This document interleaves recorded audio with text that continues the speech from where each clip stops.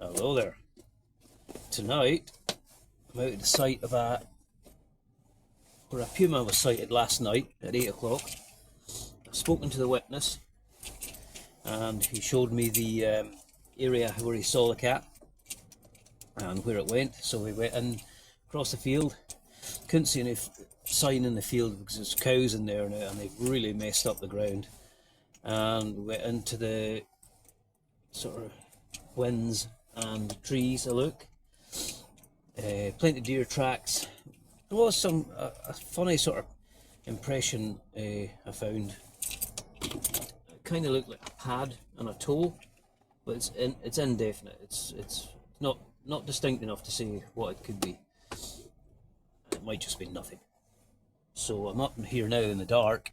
I'm going to sit about for about an hour. It's just after 9 o'clock, and we shall see. I've got the night vision and the thermal, so we'll watch for a little while.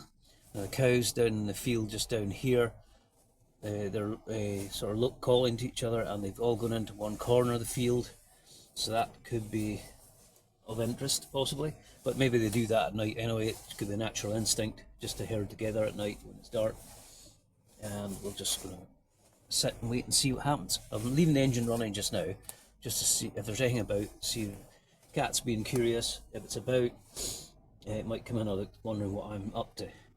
So if it does, I might get lucky and see it, but I don't know. I've got a feeling it might have moved on. But I have got some more interesting information out of the wife of the man who saw it, and she had trouble with her horses a few days ago. Not very happy about going out of the steading. Didn't want to go out, I think she said, and rearing up.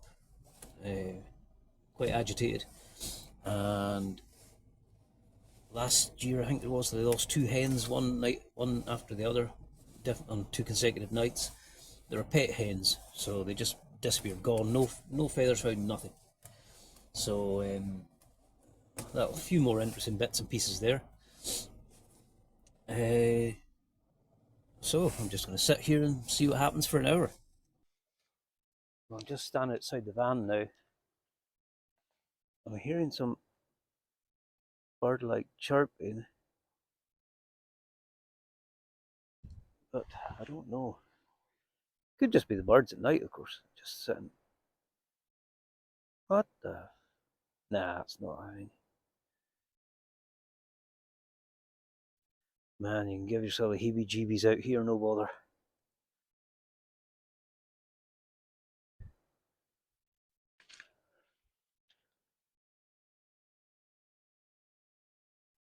Oh, wish I wasn't here by myself.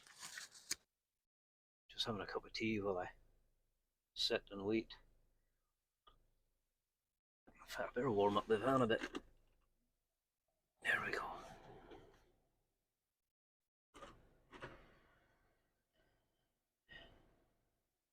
If anyone's daft enough to want to come out and help us some night, the help would be very welcome. Well, still here looking about. The van running, just warming up a bit. But I mean, if I had someone here with me, I'd walk up and down. You know, I just don't fancy doing it myself. Unless I had a very big gun with me. Right, I've had another scan about, and nothing's moving. But when I was out, I did hear those chirping sounds again. But that could just be the birds. I know they do make noises at night sometimes. They're sort of. So what I'll do is I'm going to move down the road a bit here and observe the other field and trees as well and see if I can see anything. But I think I'm going to be coming back here again, I think. Right, so I've got one deer in the field here. Where'd he go? Oh, bugger go. Oh no, there he is.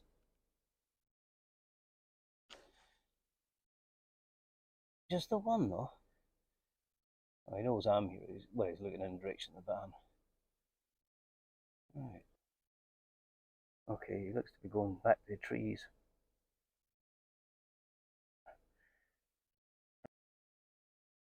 Still just standing at a tree line.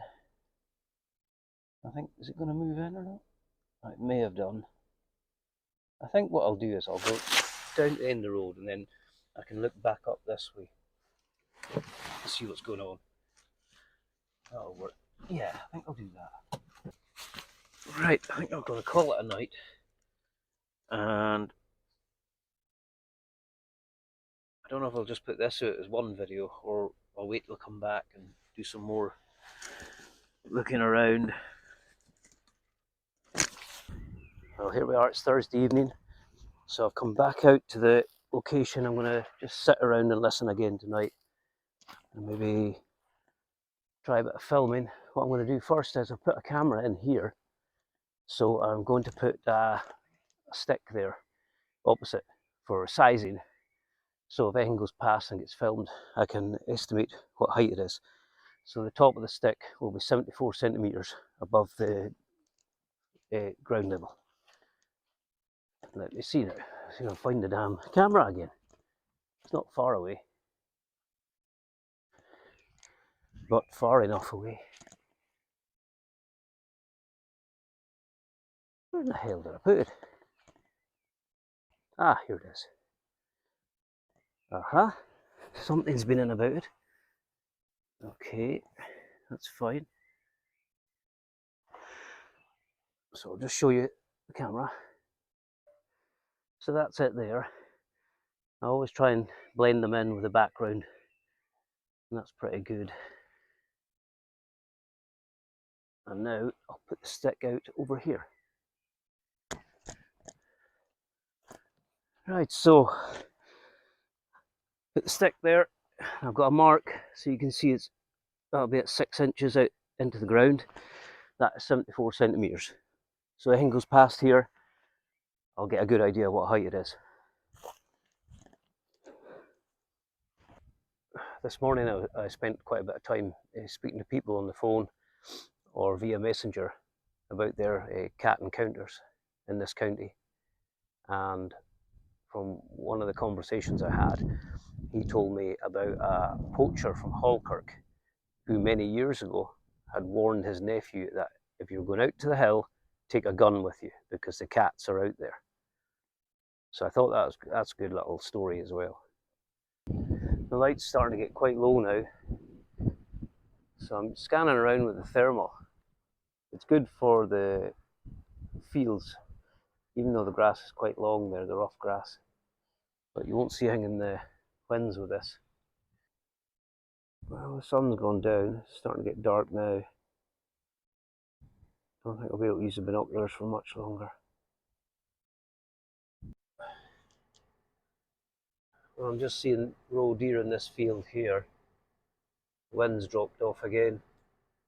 But if the deer are there, I think everything's okay. So I'd probably hazard a guess the cat's not in the area currently. So I think we'll just knock this one on the head.